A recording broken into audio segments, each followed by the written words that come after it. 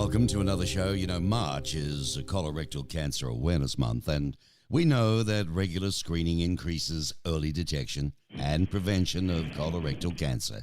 Now, according to the American Cancer Society, colorectal cancer is the third most common cancer diagnosed in both men and women, and the second leading cause of cancer death in the United States, excluding skin cancers.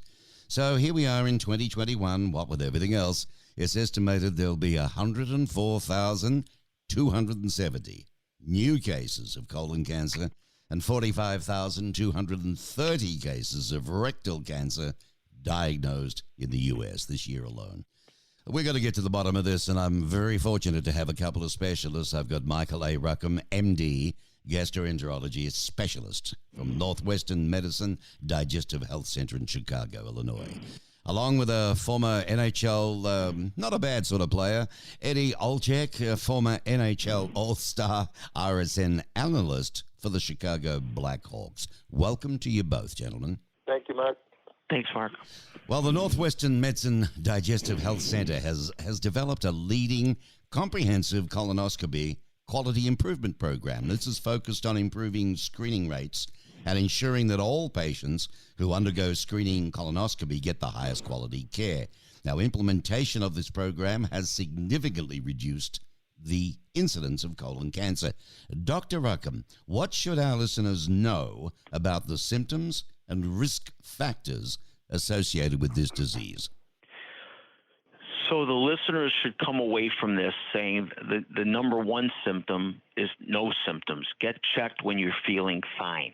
Okay, it used to be at age 50, now it's at age 45. We want to pick up polyps, which are benign growths that have a potential to change to colon cancer when you don't feel anything.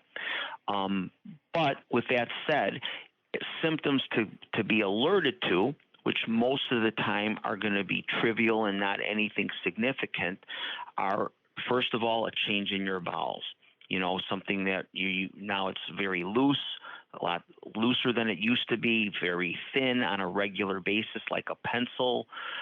You used to go more regularly. Now you may miss a few days, and there's a change. There's a lot of very benign, common reasons this happens, but if you've never been checked, that's a warning sign. Blood in the stool. Most people have had it every once in a while on the toilet tissue, and it's probably just a hemorrhoid or a fissure. But if you're in the right age group, you've never been checked, this is starting to happen a few times, that should be evaluated. Unusual abdominal pain that's not going away. It's not a common reason for colon cancer, but if there is an obstruction, you might feel some pain.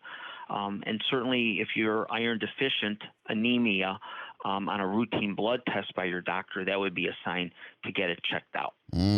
Well, Doc, can you tell us about the options for colon cancer screening then?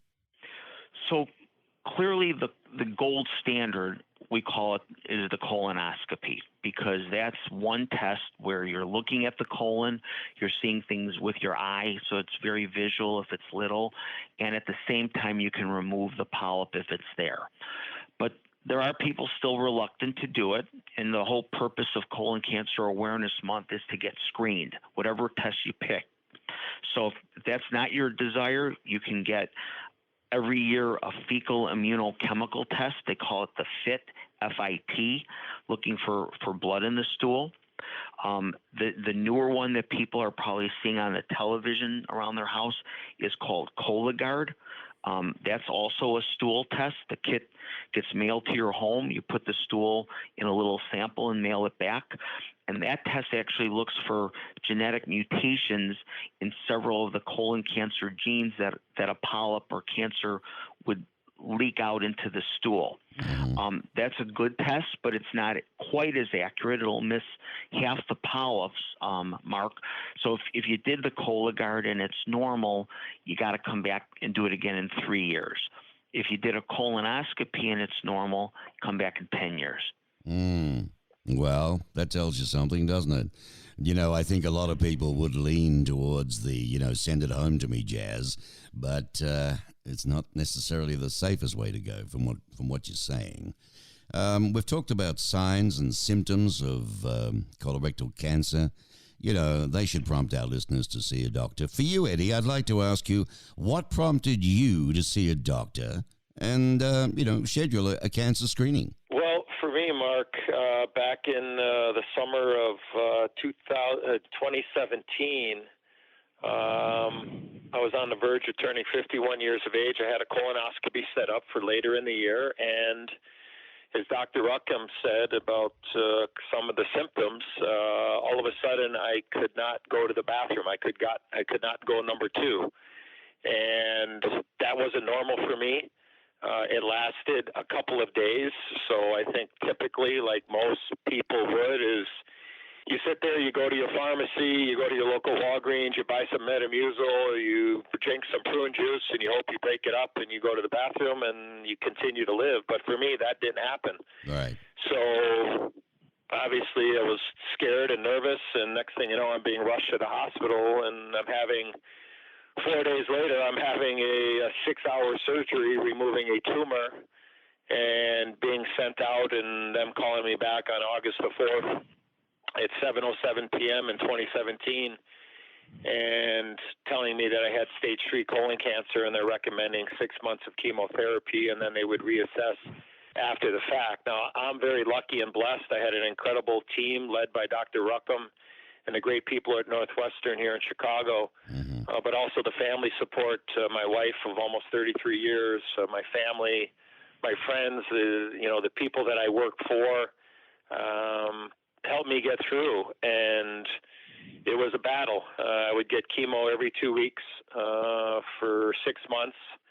They were 48-hour sessions, and it really tested my will to live. The side effects for me were very difficult, but at the end of the day, I would tell anybody out there, I would rather have you trade in 6 months of hell for a colonoscopy and have a little bit of, I don't want to say discomfort, but certainly a couple of days of prepping for the surgery and getting peace of mind. I would trade that in for anything in the world, having gone through what I did. But I'm very lucky and blessed that I was able to I'm clean and clear now, 3 years coming up. But for me, it was just happened to be where I was sick, and I had great medical attention. So that's how I kind of feel like it's part of my life's journey now. Look, I played 16 years in the NHL.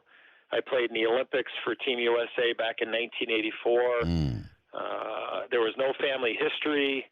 I was feeling fine. And, cancer does not discriminate, Mark. So for me, it was just, I got sick and I got really sick.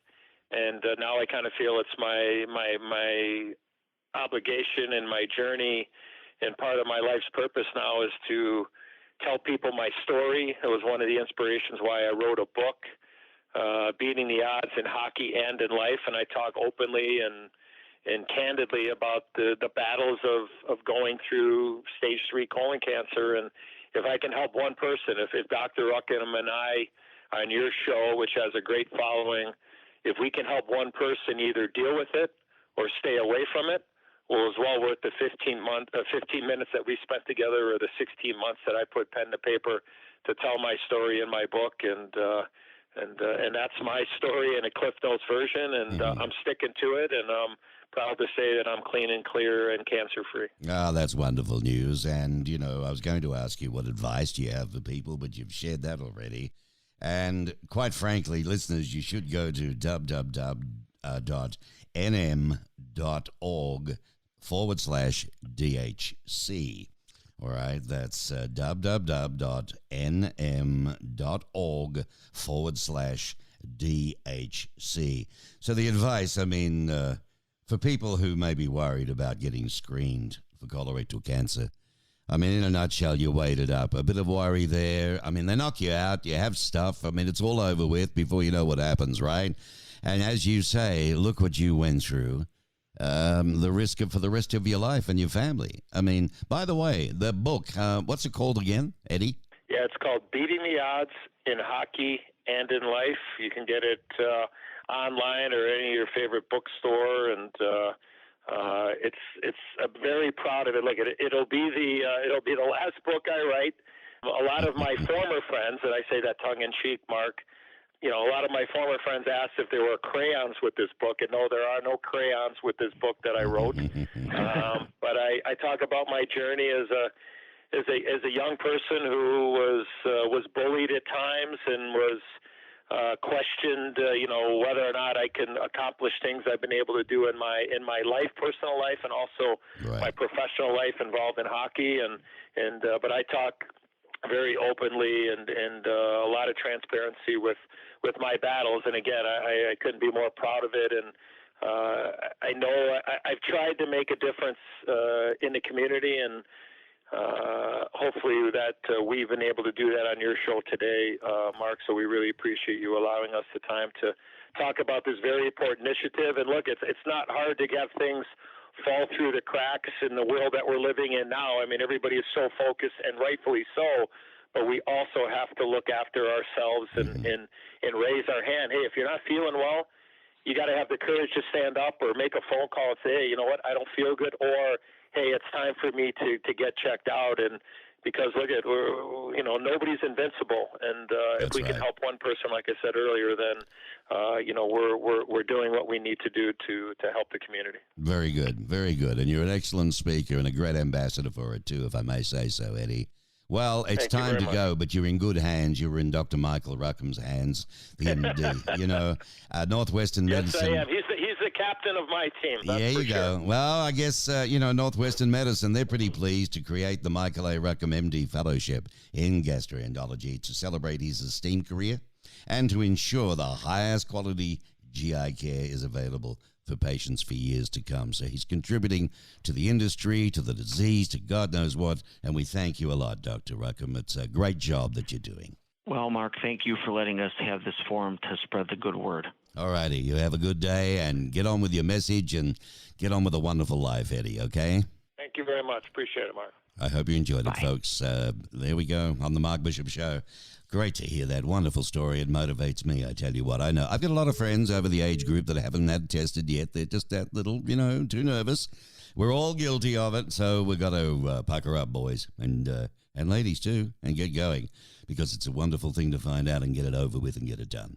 You heard it here on the Mark Bishop Show.